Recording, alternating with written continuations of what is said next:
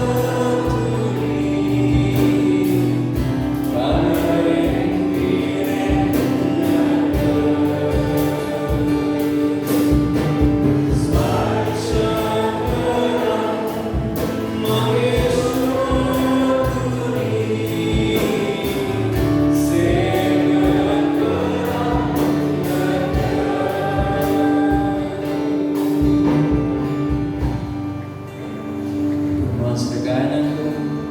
ඔබ පාමුල සිටින්නේ අන්දයට වඩා ඔබ අභියස ප්‍රේම ප්‍රිය කරන නිසා උන්වහන්සේගේ ප්‍රේමයෙන් සමකරන කිසිවක් මේ ලෝකේ නැහැ. අපි ගායනා කරමු උන්වහන්සේගේ ප්‍රේමයෙන් උන්වහන්සේ ස්තුති කරමු. අපි ගායනා කරමු.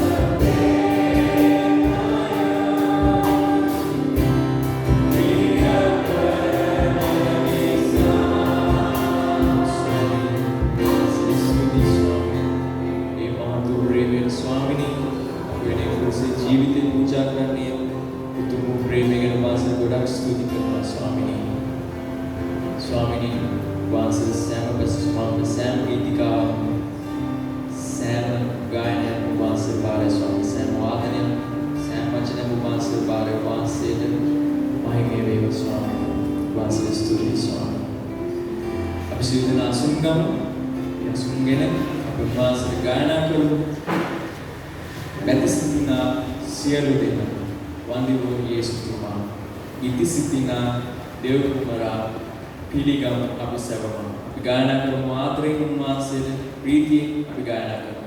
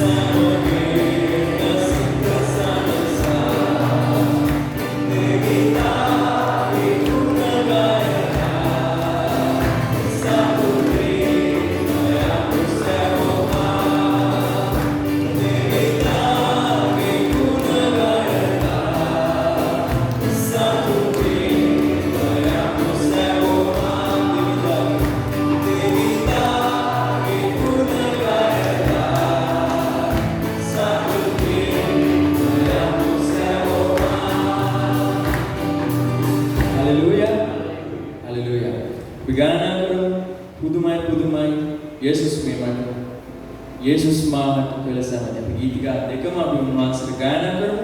මහත් වූ ප්‍රීතියෙන් අපි උන්වහන්සේට උස් කරමු. අපි ගායනා කරමු. Thank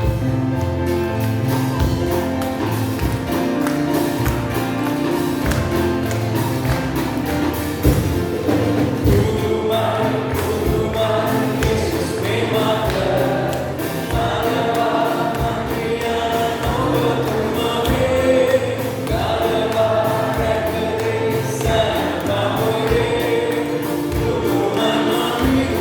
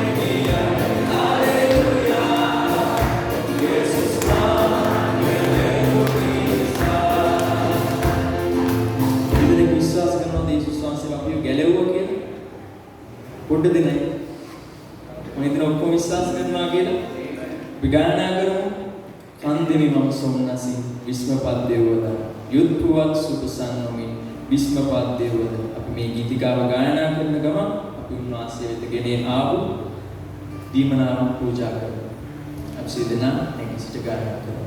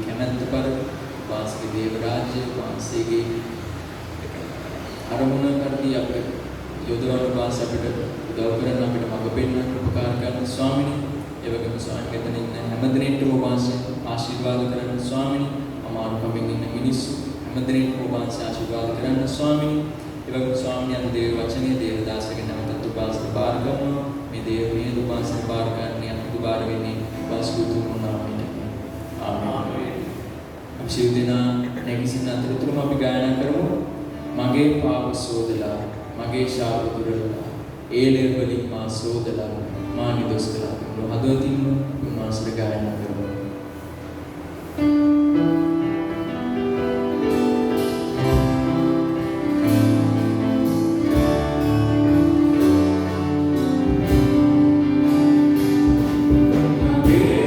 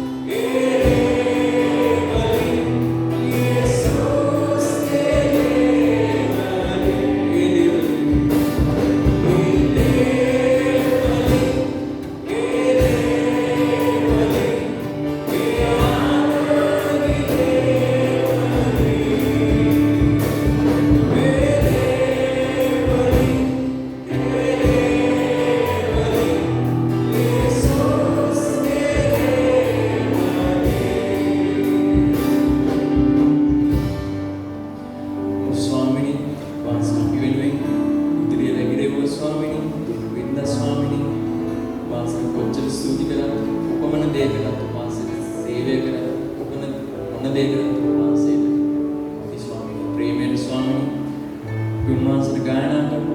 උන්වහන්සේගේ වචනය ඇසීමට මැද උන්වහන්සේට තවත් ලං වෙමු. මధుතින් අපි ගායනා කරමු. මාය දේවගේ පසසයි මාහත් බල ඔබගේ අපි ගායනා කරමු. මధుතින් උන්වහන්සේ වසු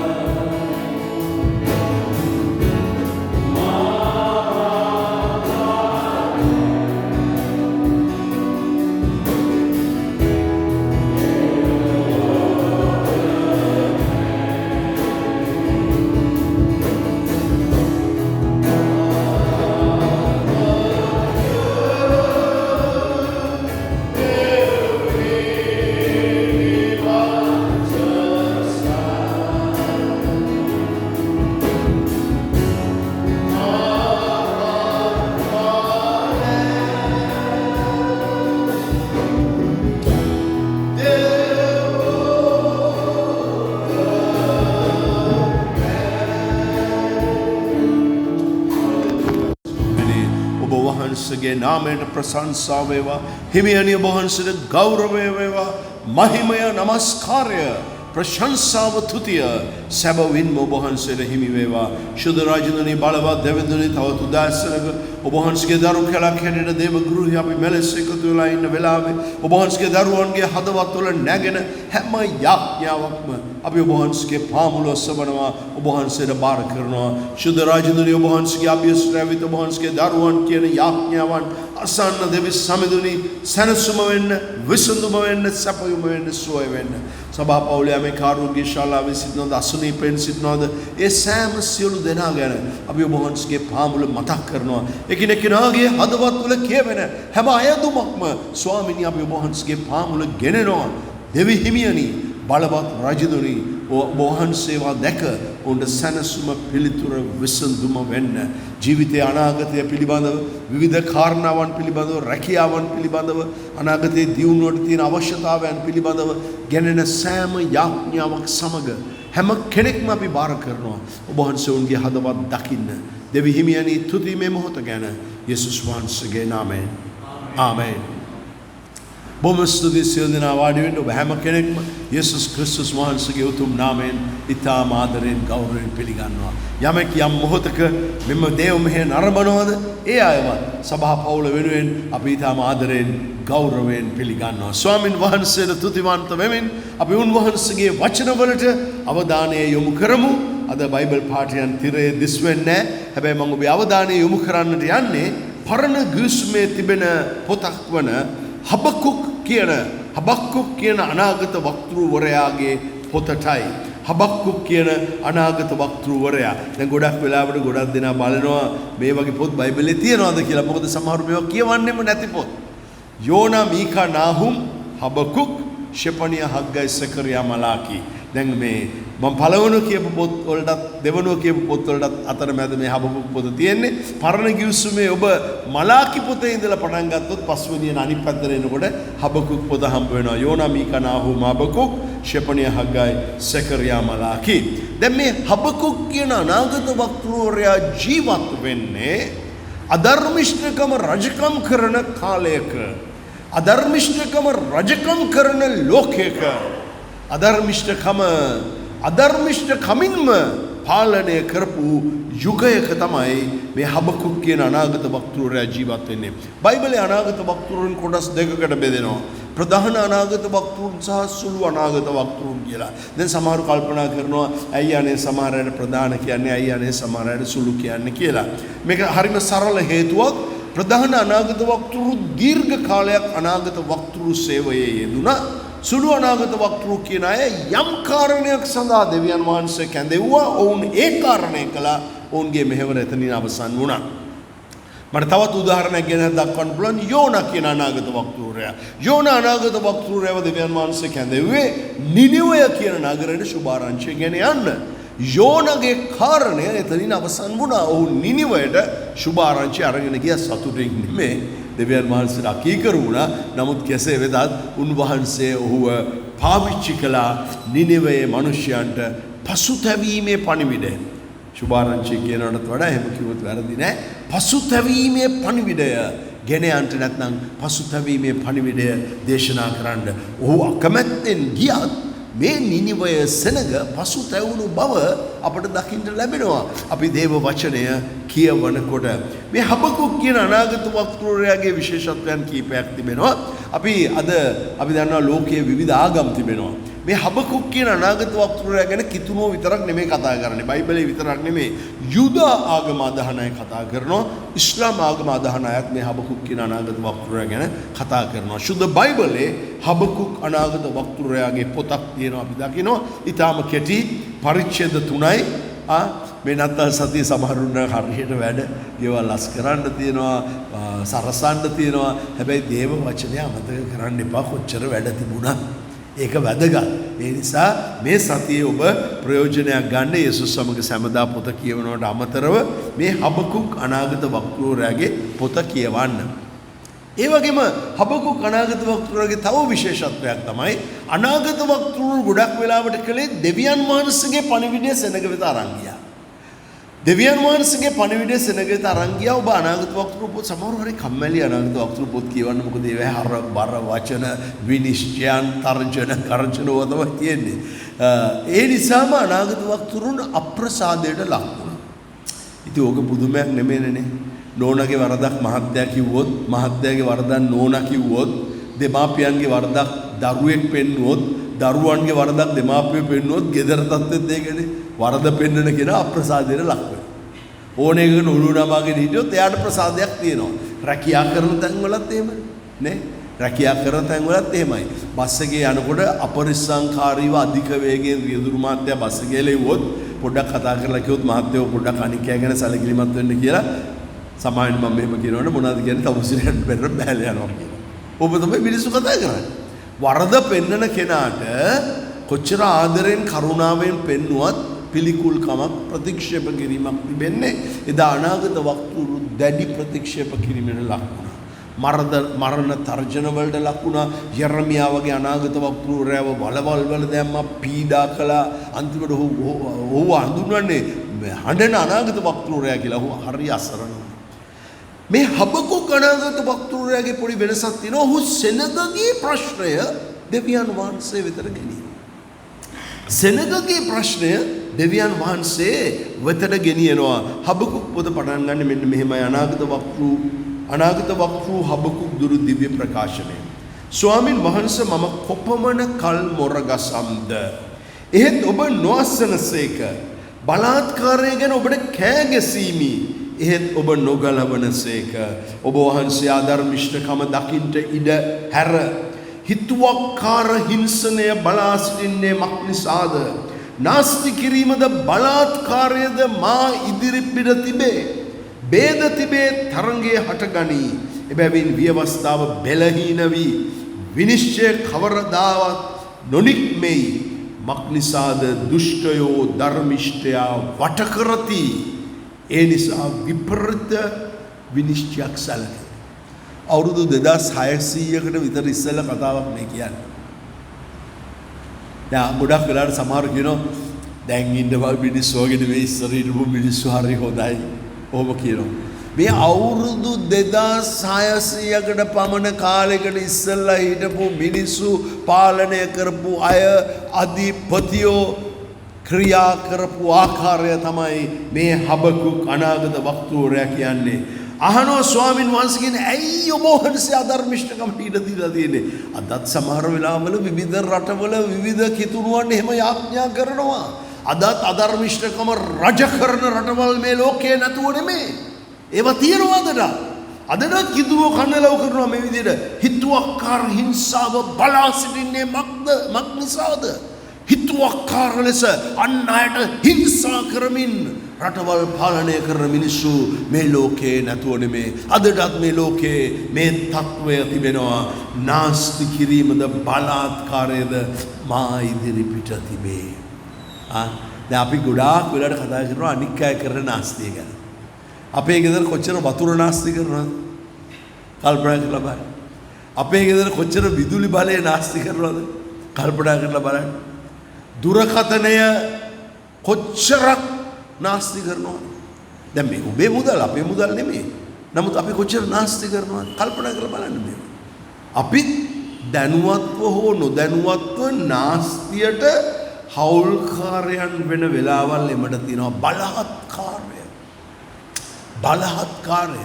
බලය ඇති අය, හැකියාව ඇති අය අනික් අයව තර්ජනය ගර්ජනය කරමින් අනික් අයට හැකි අය දිලින්දා තලා පෙලා දමමින් ක්‍රියා කරනවා. මේවා අපි දකින්නවාද සමාජයේ? හැබැයි සමහර අය ඉන්නවා ආත්මානුකම්පාවෙන් තමුන් ගැන කතා කරන. ඒකත් බයිබලයේ අනුව පාපයක්. ඒකත් මම කියන්න ඕනේ. ආත්මානුකම්පාව දේව වචනය අනුව පාපයක්. අපි වෙන අය මාව තලා පෙලා හදන්නවා කියලා අපි තලා පෙලෙන්න ඕනේ. අපි ස්වාමීන් වහන්සේ තුල ශක්තිමත්ව ධෛර්යමත්ව සිටිනවා නම් අපිට ධෛර්යමත්ව නැගිටින්න පුළුවන් කියන එකත් මා මතක් කළ යුතුව තිබෙනවා. නමුත් හබකුක් මෙවැනි වකවානුවක තමයි ජීවත් වුනේ. බබිලෝනිය ලෝකය අල්ලගන්න ක්‍රියා කළ යුගයේ. බබිලෝනිය ගැන කියවුවාම ඔබ දකී ඒ කාලයේ මේ ඉන්දියාවත් සඳහන් වෙනවා බයිබලයේ. විශාල ප්‍රදේශයක් මේ රජවරු අල්ලගෙන පාලනය කළා. හැබැයි දෙවියන් වහන්සේට ඒ පාලනය කළාට දෙවියන් වහන්සේගේ උදහස උන්ට ඇවිලෙනකොට දුවන්න තැනක් තිබුණ නැති බව ඉතිහාසයේ බැලුවාම ඔබට පේනවා ඇති. දැන් හබකුක් කියනවා අනේ ස්වාමිනී ඇයි මෙවැනි තත්වයක්? ඔබ අහලා නැද්ද? ඔබ දෙවියන් වහන්සේගෙන් අහලා ඇයි ස්වාමිනී මේව බලන්නකො මේ මං ඉන්න තැන තියෙන කරදර, බලන්නකො මගේ රැකියාවේ තියෙන කරදර, බලන්නකො මගේ ස්වාමි පුරුෂයාගෙන් තියෙන කරදර, බලන්නකො මගේ භාර්යාවගෙන්, බලන්නකො මගේ ළමයින්ගෙන්, බලන්නකො අපේ දෙමාපියන්ගෙන් තියෙන කරදර. අහන යතිපදම් මට මුණ ගැහිලා තියෙනවා. අතිපදම් ඉන්න මේ හබකුක් කන්නලව් කළ ලෙසම අදටත් කන්නලව් කරන අය නැතුව නෙමෙයි. හැබැයි අපිට ගොඩාක් වෙලාවට ලොකු වෙලා තියෙන අපේ ප්‍රශ්නේ. හැබැයි හබකුක් කතා කරන්නේ වෙන අයගේ ප්‍රශ්න ගැන. මෙන්න මේක වැදගත් දේ. අපි හැමතිස්සෙම ගොඩාක් වෙලාවට කතා කරන්නේ අපේ ප්‍රශ්නේ. හබකුක් දෙවියන් වහන්සේ ඉස්සරහට ගෙනියන පැමිණිල්ල මොකක්ද? වෙන අයගේ ප්‍රශ්නය, වෙන අයගේ වේදනාව, වෙන අයගේ කරදරය. ඒක තමයි හබකුක් දෙවියන් වහන්සේ වෙතට ගෙනියන්නේ. ඊට පස්සේ දෙවනි පරිච්ඡේදයේ එනකොට මේ දෙවනි පරිච්ඡේදයේ පළවෙනි පද 4 ඔහු කියන දෙයට අපි සවන් දෙමු. මම මාගේ මුරපොළ උඩට පැමිණ බලකොටුව උඩ සිටගෙන උන්වහන්සේ මට කියන්නේ මොකද කියාත් මාගේ පැමිණිල්ල ගැන මා විසින් මොන උත්තරයක් දිය යුතුද කියා දැනගන්න බලා සිටින්නෙමි. ස්වාමින් වහන්සේ උත්තර දෙමින් දර්ශනය කියවන්න ඉක්මනින් කියවන්න පුළුවන් වෙන පිණිස එය ලෑලිවල පැහැදිලි ලෙස ලියාපන්න. මක්නිසාද දර්ශනයේ නියම කාලය දක්වා ප්‍රමාද වේ. එහෙත් එය බොරු නොවි ඉක්මනින් තීන්දුවට පැමිණෙන්නේ. එය ප්‍රමාද වෙතත් ඒ ගැන බලා සිටපන්න. මක්නිසාද එය පසු නොබස පැමිණෙනවාම ඇත. බල ඔහුගේ සිත උඩගුය. එය ඔහු තුළ අවංක නැත. ධර්මිෂ්ඨයා තමාගේ විශ්වාසකමෙන් ජීවත් වන්නේය. දැන් මේ බලා සිටින හබකුක්ට උත්තරයක් ලැබෙනවා. හැබැයි මම කැමති මේ හබකුක් දෙවියන් වහන්සේ ගැන දකින්න පැත්තත් පොඩ්ඩක් ඔබට කියන්න. පළවෙනි පරිච්ඡේදයේ 13 වෙනි පදයට යනකොට ඔහු දෙවියන් වහන්සේ ගැන මෙන්න මෙහෙම කියනවා. නපුර බලන්න බැරි තරම් පවිත්‍ර ඇස් ඇත්තා වූ. ඔබ වහන්සේ කොච්චර පවිත්‍රද? ඔබ වහන්සේට නපුර බලන්න බැරි තරම් ඔබ වහන්සේ පවිත්‍රයි. හිංසාව බලා සිටින්න නොහැකි වූ. ඔව් කියනවා ඔබ වහන්සේ හිංසාව බලන් ඉන්නේ නැහැ. මෙතන කියනවා නොහැකිද හිංසාව බලා සිටින්න නොහැකි වූ. ඔබ වහන්සේ ද්‍රෝහීන් දෙස බලා සිටින්නේ දුෂ්ටයා තමාට වඩා ධර්මිෂ්ඨයා නාස්ති කරන කල ඔබ නිශ්ශබ්දව සිටින්නේත් මක් නිසා. ප්‍රශ්න හබකුක්ට ඔබට කොහොමද? අපි දැන් කෙනෙක් කල්පනා කරනවා ගොඩක් වෙලාවට කල්පනා කරන්න පුළුවන් මේ නත්තල් සතිය අතලඟ නත්තල් සතිය පටන් ගන්න ආද මේ වගේ පණිවිඩයක් මේ වගේ පණිවිඩයක් ඇයි දන්නවද? අන් අය ගැන සැලකිලිමත් වෙන්න. අන් අය ගැන සැලකිලිමත් වෙන්න. අපි බලන පැත්තේ මිනිස්සු කෙන්දිරිගා. වේදනාව, පරාජය, හිඟකම, කල කිරීම මගේ දරුවව මම සතුටු කරන්නේ කොහොමද? මම මේ සතිය ගත කරන්නේ කොහොමද? මගේ දරුවගේ ඉල්ලීම දෙස මම බලන්නේ කොහොමද? මම ලබන මාසෙ මගේ දරුවව පාසල් යවන්නේ කොහොමද? ගොඩාක් දෙනා හිතන කාලයක සමහරවිට අපිට මුකුත් කරන්න බැරුව ඇත.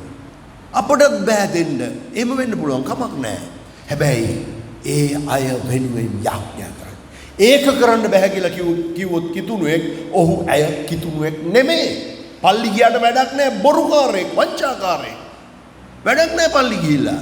ඔබට කරන්න පුළුවන් ලොකුම දේ යාඥා කරන්න.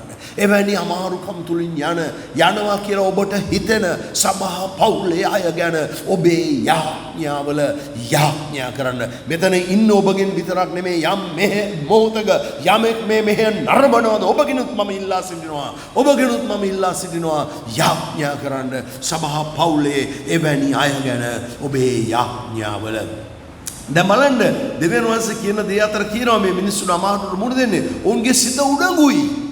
අද උඩඟුකම ගොඩක් දෙනාට තියෙනවා. හැබැයි බයිබලයේ කියනවා උඩඟුකම පැමිණෙන්නේ වැටීමට ප්‍රථම කියලා. සිංහලෙනුත් කියනවා උඩ පැනනොත් බිම වැටෙනවා කියලා නේද? උඩඟුකම පැමිණෙන්නේ වැටීමට ප්‍රථම. එය ඔහු තුල අවංක නැත. මනුෂ්‍යගේ හදවත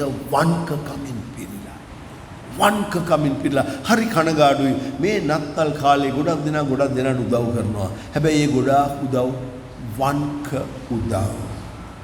කැපී පෙනෙන්න දැන් එහෙම කරන ඔක්කොම එහෙමයි කියනවනේ මම වරද්දලා හිතන්න එපා. කැපී පෙනෙන්න, නම දාගන්න පුළුවන් නම් විතරයි සමහරු උදව් කරන්නේ. පල්ලිවල ඉන්න සමහරුත් එහෙමයි. නමක් ගහගන්න පුළුවන් නම් විතරයි. ආගමික ස්ථාන කියලා මම කියනවා. පල්ලි විතර නෙමෙයි. ආගමික ස්ථානවල එහෙමයි. සමාජ සේවා ස්ථානවල එහෙමයි. නමක් ගහගන්න පුළුවන් නම් මට කියන්න උදාහරණ එම්මට තියෙනවා. මගේ පුද්ගලික සේවයේ විවිධ අත්දැකීම් තුල මට තියෙනවා කියන්න උදාහරණ. හැබැයි ඇයි එහෙම කරන්නේ දන්නවද? හදවත අවංක නැහැ.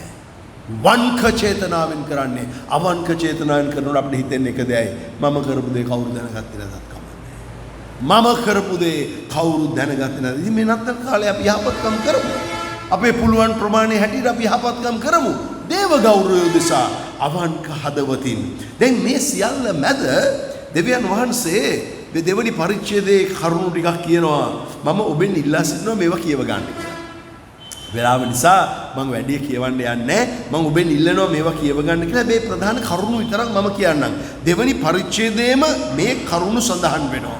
දෙවනි පරිච්ඡේදයේ දිහා බලනකොට මෙතන කියනවා තමාට අයිති නැති දේ ගන්න උගස් ගන්න අයට දුක් වේ. ඔබ දකින්නවත් දන්නේ නැහැ මට නම් හදවත ටිකක් දුක හිතෙනවා පහුගිය දවස්වල මේ අපි යනකොට පාරේ යනකොට මේ උගස් ගන්න ස්ථානවල පොලිමේ මිනිස්සු ඉන්නවා. මේක කනගාටුන කරුණක්. ඇයි මිනිස්සු උගස් තියන්නේ එන්නේ? අමාරුකම නිසා. සමහර තැන් තියෙනවා මිනිස්සු උගස් ගන්නවා. බයිබලයේ ගියොත් ඔබ නෙහෙමියාගේ කාලේ මේවා තිබුණේ අද ඊයේ නෙමේ. මේ වංචනික අපරාධකාරයන් එදා ඉඳලා හිටියා. නෙහෙමියාගේ කාලෙත් මෙහෙම කරපු බව දේව වචනේ සඳහන් වෙනවා. නෙහෙමියා කියනවා මට ඒක තරහ ගියා. ඔහු ටිකක් සරණ ක්‍රියා කරලා දිනවා. නෙහෙමියා පොත කියනකොට අපිට දකින්න පුළුවන්. හැබැයි බයිබලයේ කියනවා මේවා කරන අයට දුක් වෙනවා. මේවා කරන අයට දුක් වෙනවා. දේව වචනේ කියනවා. ඒ විතරක් නෙමේ අධර්මයෙන් ගද්දේ ගෙට ගන්න අයට දුක් වෙනවා. මේ දෙවියන් වහන්සේගේ වචනේ ලේසි නෑ. ඇදහිල්ලේ මග අපි යනවා නම් ඒ මග යමු නැත්නම් අතහැරලා දාලා නිකන් ඉමු එච්චරයි. මේ වැට උඩ සම්ප්‍රදාය හරියන්නේ නැහැ කිතුණු ජීවිතේ. ඇදහිල්ලේ මග යනවා නම් අපි ඇදහිල්ලේ මග යමු නැත්නම් අතහැරලා දාලා නිකන් ඉමු. අදමයෙන් ගද්දේ ගෙට ගන්න අයට දුක් වෙනවා. මේ දේව වචනේ කියන්නේ. දෙවියන් වහන්සේගේ වචනේ කියන්නේ බලහත්කාරකම් කරන අධර්මිෂ්ඨකම් කරන දුක් වෙනවා. දැන් ඒගොල්ලෝ වැජබෙනවා ඇති, රජ වෙනවා ඇති, මිනිස්සු සුසුම් ලනවා ඇති. හැබැයි ඒ දුක පැමිණෙනවා. දේව වචනය කියන්නේ ඒක මතක තියාගන්න. මම නෙමෙයි. දෙවියන් වහන්සේගේ වචනය කියන්නේ. ඒ නිසා කිසි බලහත්කාරයක් කාටවත් කරන්න එපා. කිසි අධර්මිෂ්ඨකමක් කාටවත් කරන්න එපා. මේක නත්තල් කාලේ නිසා මේකත් හොඳට මතක තියාගන්න. අසල් වාසීන් මත් කරන අයට දුක් වේ. බයිබලයේ කියන්නේ. දැන් අසල් වාසීන් නත්තල් කාලේ කිතුණුවගේ මත් වෙන්න බලාගෙන ඉන්නේ. සමහර කිතුණුවොත් අසල් වැසියාව මත් කරලා සතුටු කරන්න බලන් ඉන්නේ. බයිබලයේ කියනවා දුක් වෙනවා කියලා ඔයගොල්ලෝ. ඒක මතක තියාගන්න. අනාචාරකම් කරන අයට දුක් වෙනවා. රූප නමස්කාර කරන අයට දුක් වෙනවා. අන් දෙවි දේවතාවන්ගේ කාරණා වලට ඔබ ඇතුල් වුණොත් දේව වචනයට පටහැනිව ඔබට දුක් වෙන්නේ නැහැ. මේක මේ සාපයක් බලපෑමක් කිරීමක් නෙමෙයි. බයිබලයේ කියන දේ මම ඔබට කියනවා එච්චරයි. බයිබලයේ අනුව ඔබ දෙවියන් වහන්සේගේ වචනයට පිටුපාල අන්‍ය යමක් කරනවා නම් ඔබට දුක් වෙන්නේ. දේව වචනේ පැහැදිලි ලෙස ඒක කියනවා. මෙලෙස මොරගසන කොට හබකුක්ට දෙවියන් වහන්සේ උත්තර දෙනවා. හබකුක් ගැස් ඇරෙනවා. අද ගොඩක් වෙලාවට හරි දේ නොදකන මිනිස්සු සරණ කරන මිනිස්සු හරි දේ දකින්නේ නැහැ. සමහරක් දකින්න ඕනේ නැහැ. සමහර හරි දේ පේන්නේ නැහැ. තමුන්ට පොඩි වාසියක් තිබෙනවා නම් ඒ ඇති කියලා හිතන යුගයක අපි ජීවත් වෙන්නේ. එවැනි යුගයක් අද විතරක් නෙමේ තිබුණේ. මේ ඔක්කොටම පස්සේ දෙවියන් වහන්සේ කතා කරලා කරුණු කාරණා පැහැදුනාට පස්සේ හබකුක් ලස්සන කතාවක් කියනවා. මේක අපි ගීතිකාවකුත් ගායනා කරනවා. 3 වෙනි පරිච්ඡේදයේ 17 වෙනි පදයේ සිට. මක්නිසාද අත්තික්කා ගස් දලු නොලෑව. මුද්‍රික වැල්වල පළදාව නොතිබුණා. ඔලිව ගසේ හට පළ නොගත්තා. කෙත්වලින් භෝජන නොලැබුණා. ගාලෙන් එළු වැටළු රළ සිඳ දමනු ලැබුවා. පට්ටිවල ගවයන් නැතුව ගියා. මම වනාහි ස්වාමින් වහන්සේ කෙරේ සන්තෝෂ වන්නෙමි. මගේ ගැලවීමේ දෙවියන් වහන්සේ කෙරේ ප්‍රීතිමත් වන්නෙමි. ස්වාමී යෙහෝවන් වහන්සේ මාගේ බලයය. උන්වහන්සේ මාගේ පාද බෝධුන්ගේ පාදවල සමාන කොට මාගේ උස්ථාන පිට යන්ට සලස්වනසේ. මේ ඔක්කොම වුණාට පස්සේ අබුකු කියනවා මොනා නැති වුණත් මම දෙවියන් වහන්සේ කෙරේ ප්‍රීතිමත්. මොනා නැති වුණත් මම දෙවියන් වහන්සේ කෙරේ ප්‍රීතිමත්. දැන් මෙතන කතා කරනදී අපිට එච්චර තේරෙන්නේ නැහැ. මේ තමයි එදා තිබිච්ච ආදායම මාර්ග අත්තික්කා ගහ, මුද්‍රික වැල, ඔලිව ගහ, කෙතේ භෝග, ගාලේ එළි බැටළුවෝ, පට්ටිවල ගවයෝ මේ එදා මිනිස්සුන්ට ජීවත් වෙන්න තිබුණු ආදායම් මාර්ග. ජීවත් වෙන්න තිබුණු ආදායම් මාර්ග. හබකුක් කියනවා මේ සියල්ල නැති වුණා මම මගේ දෙවියන් වහන්සේ කෙරේ විශ්වාස කරනවා. දායපර සහෝදර සහෝදරියනි ඇදහිල්ලේ ජීවිතය කියන්නේ වටපිට බල බල යන එකක් නෙමෙයි. දෙවියන් වහන්සේ දිහා බලගෙන යන එක. එදා යේසුස් වහන්සේ මූද පිට පයින් එනකොට පෙත්‍රස් ඇහුවා මාත් එන්නද කියලා. යේසුස් කිව්වා එන්න කියලා. පෙත්‍රස් බැස්සා. හැබැයි ඌ රළ දෙස බැලුවාම ඌ ගිලෙන්න පටන් ගත්තා. සමහර රෝබේ වටේ මැත්තේ රළ පාර වෙන්නේ නැහැ. ඔබට අඳුරුවට පේනවාද මගේ ළමයාගේ අධ්‍යාපනය? මගේ ළමයාගේ අනාගතය, මගේ ළමයාගේ විවාහය, අපේ ගේ හදාගන්න විදිය, අනේ මං කොහොමද මේවා කරගන්නේ? ඔබට පේනවා ඇති රළ පිට රළ වගේ මේවා. කමක් නැහැ. යේසුස් වහන්සේ දිහා බලන්න. යේසුස් වහන්සේ දෙස බලන කිසිවෙක් පරාජය වෙන්නේ නැහැ. ලැජ්ජාවට පත් වෙන්නේ නැහැ. අපි නැගිට සිටියා. දයාවන්ත සමිඳුනි ධර්මිෂ්ඨ දෙවිඳුනි ඔබ වහන්සේගේ පාමුලට එන්ට අපට දුන්නා වූ මේ අලංකාරී ප්‍රස්තාව ගැන තුතිමන්ත වෙන අතර ඔබ වහන්සේගේ උතුම් වචන අනුව මට මගේ ජීවිතය හැඩගස්වා ගන්නට, අපි හැම කෙනෙකුටම අපේ ජීවිතය හැඩගස්වා ගන්නට පිහිට වෙන්න මඟ පෙන්වන්න යේසුස් වහන්සේගේ නාමයෙන් ආමෙන්. අපි එක්ව තිරේ දිස්වන ගීතිකාව ගායනා කරමු. ස්වාමිනී ආශිර්වදී දැන් අප මින් පිටත් කරා.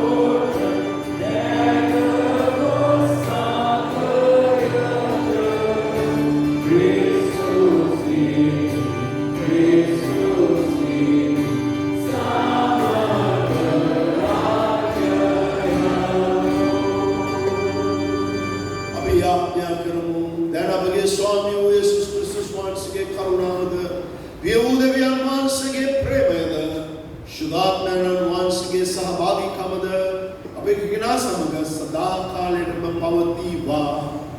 ආමේන්.